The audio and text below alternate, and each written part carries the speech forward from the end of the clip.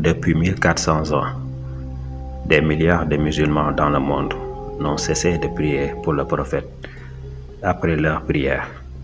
Après chaque invocation spéciale et chaque fois que le nom du prophète sallallahu alayhi wa sallam est prononcé.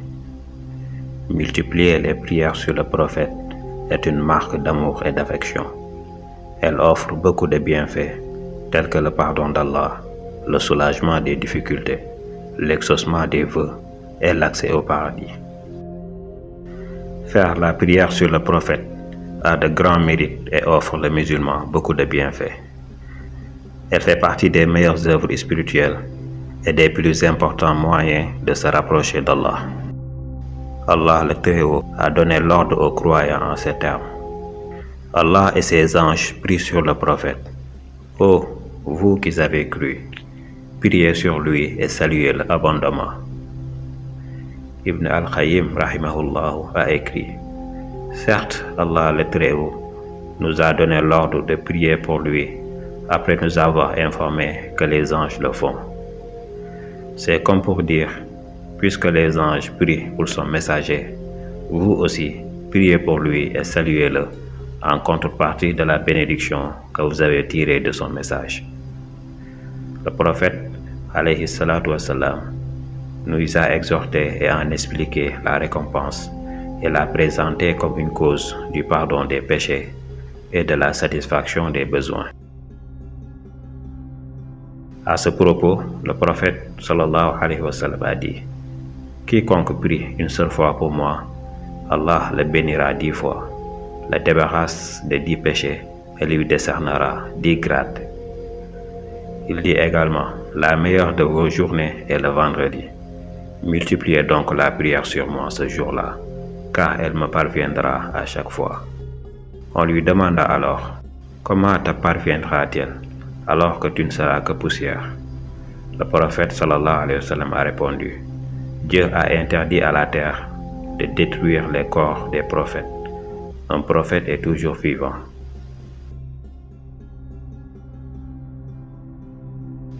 Dans un autre hadith, nous pouvons lire: Dieu le Très-Haut a chargé les anges de me faire parvenir la prière et le salut de chaque membre de ma communauté. Donc, où que vous soyez, priez sur moi, j'en serai informé et votre prière me parviendra. Envoyer des salutations est la façon dont nous décrivons notre amour pour le prophète sallallahu alayhi wa sallam, tout en obtenant l'amour d'Allah et son pardon. Par cet acte, nous cherchons également à nous rapprocher d'Allah en nous conformant à ses faveurs. Obéir au prophète et l'aimer est également un devoir que Dieu a imposé. Que ceux donc qui s'opposent aux ordres du prophète prennent garde qu'une épreuve pénible ne les atteigne, sinon un châtiment douloureux peut bien leur être infligé.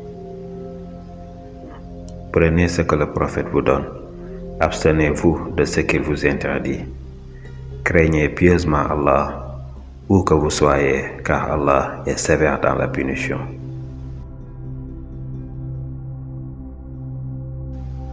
Le droit du prophète sallallahu alayhi wa sallam est le plus important après celui d'Allah, car c'est grâce à lui Allah a sorti des créatures vers la lumière. À ce propos, le Très-Haut dit: c'est lui qui révèle à son serviteur des versets d'une clarté limpide, afin de vous tirer des ténèbres vers la lumière, car Allah est envers vous plein de compassion et de mansuétude. Et nous te révélons ce livre pour que tu fasses sortir, avec la permission de leur Seigneur, les hommes des ténèbres vers la lumière et les conduisent dans la voie du puissant, du digne de louange. Le prophète sallallahu alayhi wa sallam mérite que les membres de sa communauté prient fréquemment pour lui dans le but de témoigner de la gratitude envers lui et pour respecter en partie ses droits sur eux. Il dit: je jure par celui qui détient mon âme que personne parmi vous ne peut être vraiment croyant que s'il m'aime plus que ses enfants ses parents et tous les humains.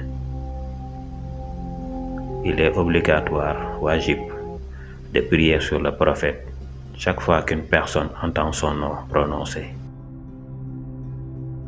Le prophète sallallahu alayhi wa sallam dit que cette personne soit humiliée, qui lorsque mon nom est mentionné en sa présence, ne m'envoie pas de bénédiction.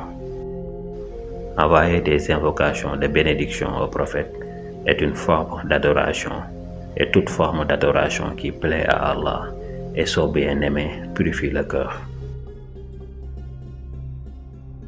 En vérité, Allah subhanahu wa ta'ala entend toutes nos prières, les plus cachées et les plus profondes de nos cœurs.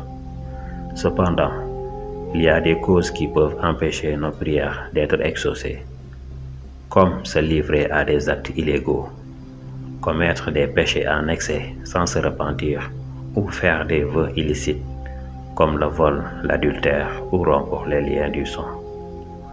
En envoyant la prière sur le prophète, cela augmente les chances que nos prières soient acceptées.